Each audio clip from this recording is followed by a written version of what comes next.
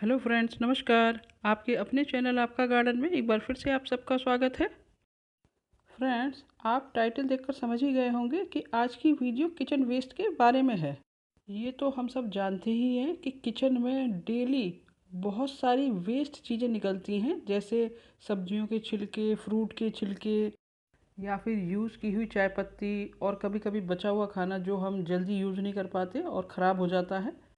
हम में से ज़्यादातर लोग इन सभी चीज़ों को वेस्ट समझकर कचरे के डब्बे में डाल देते हैं।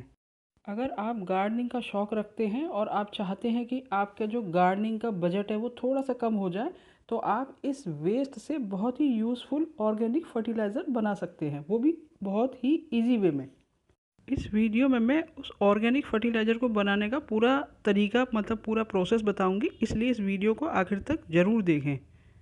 फ्रेंड्स, यहाँ पर एक और चीज़ बता दूँ कि अगर आपके पास पहले से ही कुछ प्लांट लगे हुए हैं या थोड़ा बहुत गार्डन है, तो आप इस किचन वेस्ट के साथ साथ गार्डन वेस्ट का भी यूज़ कर सकते हैं। जैसे मैंने अपने प्लांट्स को आज क्लीन किया है, तो उसमें से ये काफ़ी सारी ड्राई लीव्स निकली हैं। इनके अलावा जब आप पौधों की प्रूनिंग करते हैं, मतलब कटाई छटाई करते हैं, उसमें से भी काफ़ी वेस्ट निकलती है, उसे भी आप किचन वेस्ट के साथ यूज़ कर सकते हैं, या फिर उसको अकेले भी यूज़ कर सकते हैं। फ्रेंड्स, ये तो हो गई हमारी गार्डन वेस्ट और किचन वेस्ट, जिसका हम ऑर्गेनिक फर्टिलाइज़र बनाएंगे। तो इसके लिए हमें और क्या क्या चाहिए वो मैं आपको बताती हूँ। एक तो हमें इसके लिए सॉइल चाहिए। सॉइल मतलब नॉर्मल गार्डन सॉइल, या जो भी आपके पास सॉइल अवेलेबल है, बिना उसमें कुछ मिलाए हुए। सॉइल की क्वांटिटी हमें कितनी चाहिए होगी, ये आप आगे वीडियो देखकर ही अंदाज़ा लगा पाएंगे, क्योंकि जितना हमारे पास वेस्ट मटेरियल या जितना बड़ा पॉट साइज़ है जिसमें हम ये भरेंगे, मतलब वेस्ट मटेरियल को, उसी के हिसाब से सॉइल की ज़रूरत पड़ेगी। सॉइल के अलावा हमें एक कंटेनर की ज़रूरत है, और इसमें कंटेनर प्लास्टिक का ना होके ये टेराकोटा पॉट या फिर ये सीमेंट का पॉट बेस्ट होता है। मैंने इसके लिए ये 12 इंच का एक पुराना पॉट लिया है जिसके किनारे टूटे हुए हैं। आप भी ऐसा कोई पॉट यूज़ कर सकते हैं जो बिल्कुल ही ख़राब हो चुका है, टूट चुका है और यूज़लेस है।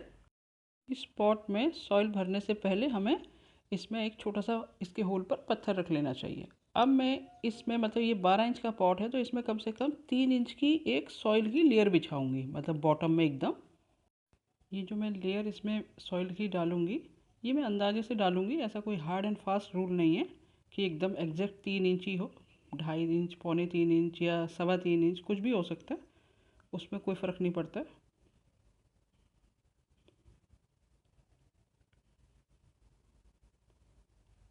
लेयर को बीच में बराबर करते चलें, मतलब ताकि जिससे एक जगह मिट्टी का ढेर ना बन जाए। ये लगभग 2.5 से 3 या 3.25 इंच तक की इसमें लेयर डाल दी है मैंने मिट्टी की। इसके बाद जैसे मैंने ये सॉइल की लेयर डाली है, बिल्कुल किचन वेस्ट की लेयर भी इसके ऊपर ऐसे ही डालनी है, 2.5 से 3 इंच की। तो देखिए, ये मेरे पास किचन वेस्ट है, इसमें चाय पत्ती है, मेथी की मतलब पत्तियां हैं जो वेस्ट हैं, या गार्लिक के छिलके, मटर के छिलके हैं। इसको मैं मिक्स कर लेती हूँ अच्छे से।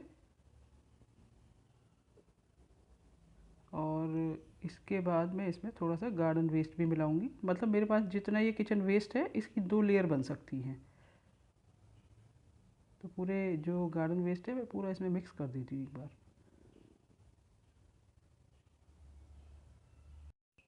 मिक्स करने के बाद इस वेस्ट मटेरियल का लगभग आधा पार्ट अब मैं इस सॉइल के ऊपर फैलाती हूँ।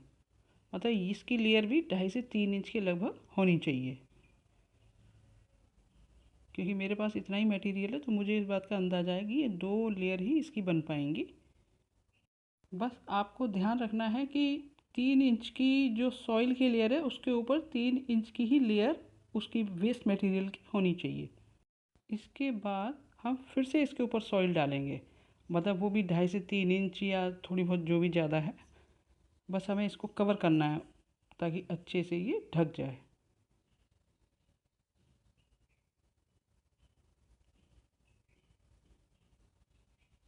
ये सब बिल्कुल अंदाजे से करना है, इस पर ज़्यादा परेशान होने की ज़रूरत नहीं है कि बिल्कुल एक्यूरेट आपको नापना है या कुछ करना है।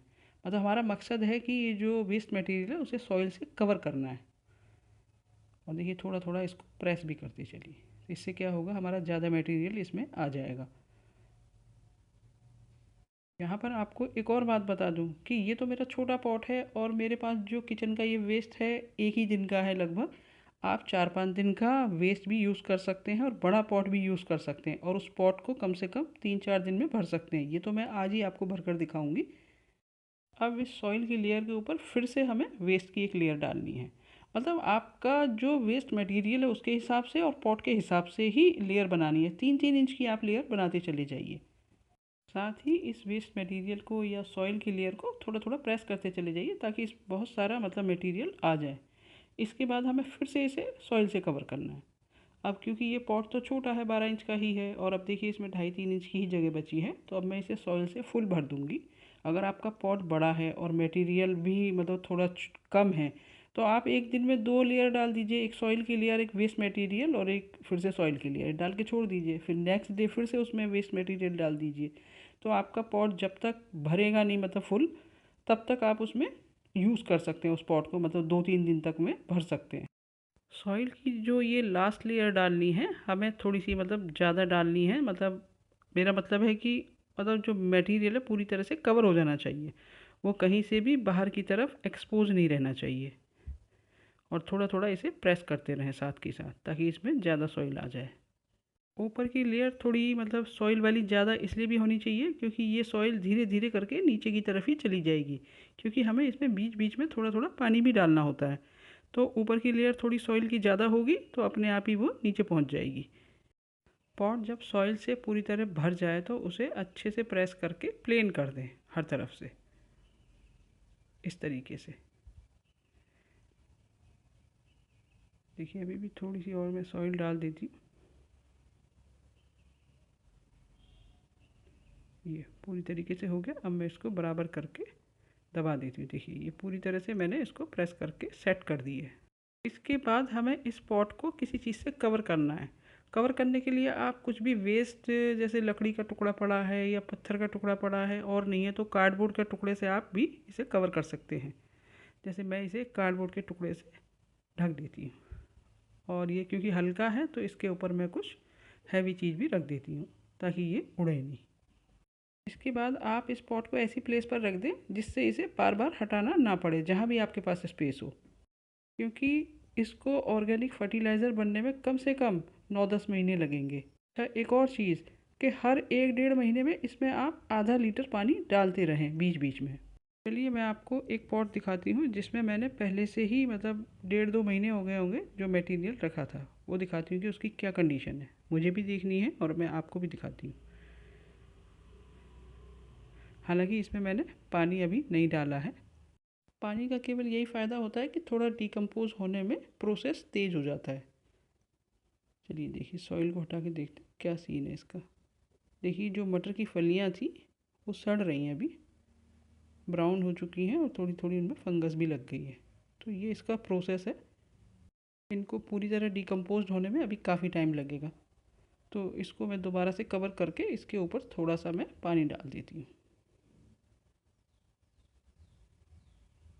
फ्रेंड्स अभी तो आपको लगेगा कि 1 साल बाद मिलेगा, तो ऐसा नहीं है। एक टाइम ये साइकिल में आ जाएगा। अगर आप कई पॉट्स में इसको बना लेंगे बीच बीच में तो फिर आपको ये दूर नहीं लगेगा। एक बार में एक पॉट तैयार होगा, फिर 2-3 महीने बाद दूसरा पॉट तैयार होगा, फिर आपको ये कंटिन्यूसली मिलता रहेगा। और जब आप इसे गार्डन में यूज़ कर लेंगे तो फिर से दोबारा आप इन पॉट्स को यूज़ कर सकते हैं। वैसे तो ये एक बहुत ही सिंपल सा प्रोसेस है, पर इससे जो हमें यूज़फुल ऑर्गेनिक फर्टिलाइज़र मिलेगा वो हमारे गार्डन के लिए बहुत ही यूज़फुल होगा। इसे आप फ्लावरिंग प्लांट हो या वेजिटेबल प्लांट हो या कोई भी प्लांट हो, सभी में यूज़ कर सकते हैं और अपने गार्डनिंग के खर्चे को कम कर सकते हैं। तो फ्रेंड्स ये थी मेरी आज की वीडियो। अगर वीडियो पसंद आई हो तो आप इसे लाइक करें, शेयर करें, और कुछ पूछना है तो कमेंट सेक्शन में जाके पूछ सकते हैं। साथ ही मेरे चैनल को सब्सक्राइब करना ना भूलें ताकि अच्छी अच्छी वीडियोस आपको मिलती रहें। थैंक यू व्यूअर्स, आपका दिन शुभ हो।